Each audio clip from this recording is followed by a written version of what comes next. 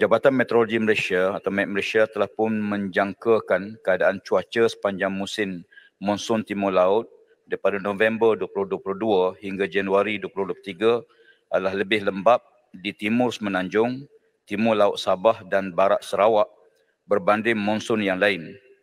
Fenomena La Nina yang sedang berlaku kini dijangka akan berterusan sehingga awal tahun 2023, manakala kawasan di utara Semenanjung akan mengalami kekurangan hujan daripada Januari hingga Mac 2023. MET Malaysia juga turut menjangkakan bahawa episod luruan monsun yang membawa hujan lebat berterusan akan berlaku sepanjang musim monsun timur laut daripada November 2022 sehingga Mac 2023. Negeri-negeri pantai barat juga boleh mengalami hujan berterusan sekiranya luruan monsun ini meningkat serta adanya sistem tekanan rendah seperti yang berlaku pada tahun lepas. Sebagai persidangan awal, KASA melalui Jabatan Pengadilan dan Saliran memberi fokus kepada kerja-kerja penyelesaian jangka pendek yang bersifat impak yang tinggi dengan kos yang rendah seperti penyelenggaraan sistem peparitan, saliran, mendalamkan sungai dan meninggikan benteng sungai bagi mengurangkan impak banjir, sementara penyelesaian jangka panjang juga turut diambil. Untuk malaman Dewan Yang Mulia, JPS telah pun meningkatkan kesiapsiagaan untuk musim monsun timur laut ini dengan menyediakan dan menambah baik aset-aset jabatan. Ini termasuklah menyediakan 284 buah pam, 203 buah kenderaan, 35 buah bot, 995 buah sistem telemetri di Semenanjung Malaysia dan 317 buah stesen telemetri di Sabah, Sarawak dan Labuan, 526 siren amaran, 77 kamera dan 605 tolok lurus sungai dan 966 tolok lurus kawasan bagi mengukur kedalaman sungai dan di kawasan tapak yang diukur. Usaha kerajaan untuk mengurangkan risiko banjir di seluruh negara, langkah jangka panjang melalui pelaksanaan rancangan tempatan banjir yang akan terus dilaksanakan. Ini termasuklah 100 projek rancangan tempatan banjir bernilai 10.53 bilion telah pun diluluskan di bawah rancangan Malaysia ke-12 sedang dilaksanakan di seluruh negara. Pelaksanaan projek-projek RTB ini akan meningkatkan bilangan penduduk yang dilindungi daripada kesan banjir serta pertambahan keluasan kawasan yang terjejas sebelum ini. Selain daripada itu, pendekatan yang bukan struktur dalam perancangan pengurusan banjir seperti program ramalan dan amaran banjir atau PRAP turut dilaksanakan. PRAP Fasa 3 bernilai 450 juta ini akan melengkapkan 74 model ramalan dan amaran banjir bagi lembangan-lembangan sungai utama di seluruh negara dan ini sangat beri manfaat kepada seluruh rakyat. Sekian, terima kasih. Soalan tambahan pertama silakan Raup. Terima kasih Datuk Tuan Yang Bertua, terima kasih Menteri. Selain daripada jawapan yang diberikan sebentar tadi, bagi saya nampaknya cantik. Apakah dasar strategi serta rancangan kementerian untuk mengatasi masalah yang terkini ya, sebab apa yang dibentangkan tadi secara umum ya. Contohnya bukan berlaku di Parlimen Raut sahaja, mungkin di tempat lain juga, memandangkan musim tengkujuh kembali mungkin akan datang. Dalam erti kata lain, ianya mungkin melibatkan kerjasama daripada kementerian lain seperti JKR, KPKT, PBT serta PDG setempat, kerana sehingga kini ada sesetengah projek yang masih belum siap dan dimulakan lagi, seperti satu di Parlimen Raut ya, Jalan Padang Peri Uludong yang masih belum siap. Ianya mengambil masa yang lama, sudah 8 bulan belum siap-siap lagi akibat daripada banjir. Contoh kedua, Jambatan Kampung Sul Pamakulat yang terputus dan terbiar akibat banjir awal Januari 2021 sehingga kini belum diperbaiki. Begitu juga di Jabatan Kampung Kuala Atuk. Saya merasakan sekiranya bencana banjir besar ditakdirkan berlaku dalam masa 2 atau 3 bulan ini, ianya boleh mengakibatkan kerosakan yang bertambah teruk kerana laluan air tersekat.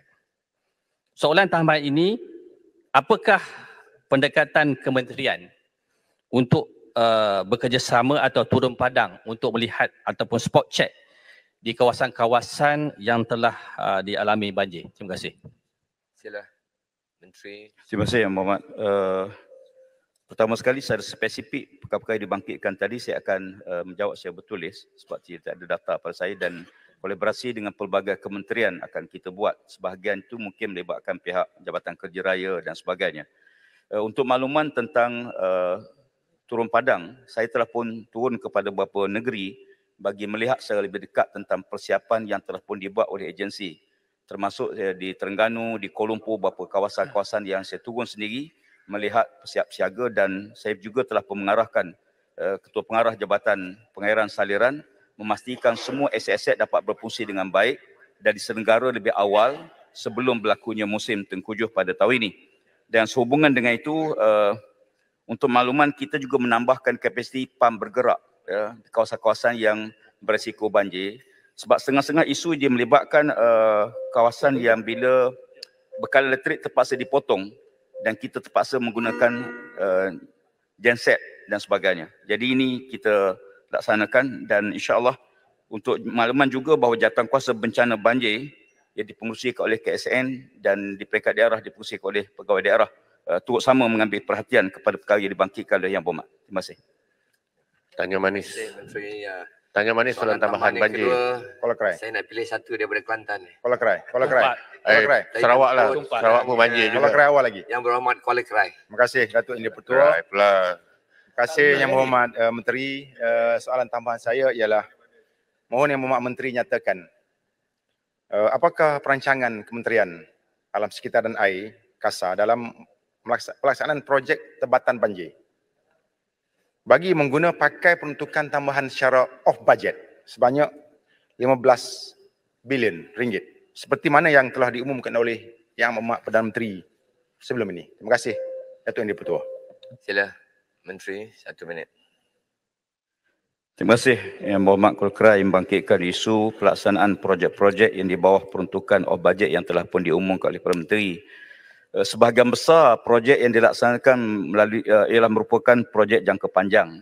Ya.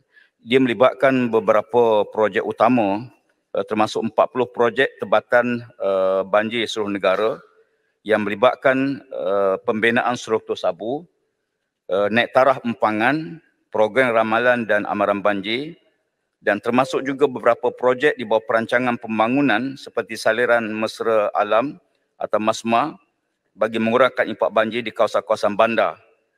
Selain pada itu, kita juga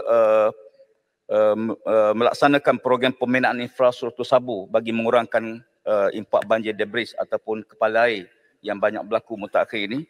Dan kita, Kementerian memperuntukkan satu jumlah besar bagi seluruh negara dilaksanakan projek infrastruktur sabu. Di samping pembinaan empangan yang mempunyai dua fungsi. Satu bekalan air, yang kedua tebatan banjir. Kita laksanakan di Melaka, di Selangor dan beberapa negeri yang lain. Di samping itu penambahbaikan amaran awal yang telah kita laksanakan dan suka mengambil kesempatan ini di antara yang projek yang kita laksanakan di bawah bajet ini ialah peningkatan tahap perlindungan bagi sistem saliran dan infrastruktur pantai di mana kita telah naikkan ban daripada 100 tahun ARI kepada 200 tahun ARI. Terima kasih. Terima kasih Menteri. Minta satu lagi. Untuk Tumpak Yang Macang, lepas Rasa. ni boleh jumpa Menteri Macang. sebelumnya. Saya bagi Minta peluang Rasa. sebelah sini pula daripada Minta Sabah. Rasa. Sila Yang Berhormat sempurna. Terima kasih Datuk Speaker bagi ruang untuk saya bertanya. Dan setelah mendengar jawapan, penjelasan, penerangan daripada Yang Berhormat Menteri, rancangan bukan hanya setakat di Sabah, bahkan juga di Semenanjung. Sedap telinga mendengar. Banjir ni bukan sekali berlaku di negara Malaysia. Dah berpuluh tahun, dah berpuluh kali berlaku di negara Malaysia. Tapi malangnya, kerajaan demi kerajaan tak belajar daripada kejadian-kejadian bagaimana mengatasinya. Bagaimana masalah bukan hanya hartanya, manusianya yang berhadapan dengan masalah ini. Ya, tadi disebutkan, saya masih ingat bila banjir di Penampang. Saya masih ingat bila saya menjadi pengurusi perhubungan UMNO, banjir di Kedah. Berapa puluh kaki yang ada. Waktu itu saya 2 tahun jadi pengurusi perhubungan UMNO. Jadi bila saya meneliti, tak pernah kita belajar. Jadi pada kejadian-kejadian seumpama ini. Dan saya berharap bukan setakat sebelum banjir berlaku. Yang Berhormat Menteri, dekat dengan Penampang, kem tentera ada di situ. Bala tentera situ tak ada landun, tak ada peperangan. Tak dikerahkan pun. Adakah pihak kerajaan menyedari hakikat resources yang ada? Dah kita berhadapan dengan 1 trilion hutang. Dah pengangguran, harga barang meningkat. Tapi dengan Menteri Kewangan sedap telinga mendengar. Keadaan ekonomi cukup baik. Mana ada baik dia? Hutang berbilion, ringgit merudum. Ini setakat banjir pun saya berharap sungguhlah. Ya, setakat koordinasi yang begitu mantap di antara agensi kerajaan. Ini bekas Menteri Pertahanan dulu. Boleh tak kita gariskan penerangan bila mobilisation sekolah digunakan. Hari ini tak boleh digunakan pejabat sekolah untuk penampatan rumah-rumah yang ada. Ya, saya kena sediakan tempat untuk mana boleh menempang orang-orang yang dilanda oleh banjir di Penampang, di kawasan-kawasan, di tempat-tempat lain tu. Jadi boleh tak kita dapat komprehensif penyelesaian yang rakyat maklum, yang rakyat tahu, yang agensi-agensi juga yang ada siap siaga dia ada. Terima kasih banyak. Terima kasih sempurna. Terima kasih Yang Berhormat Sempurna. Menteri. Speaker, berkaitan. Soalannya berkaitan.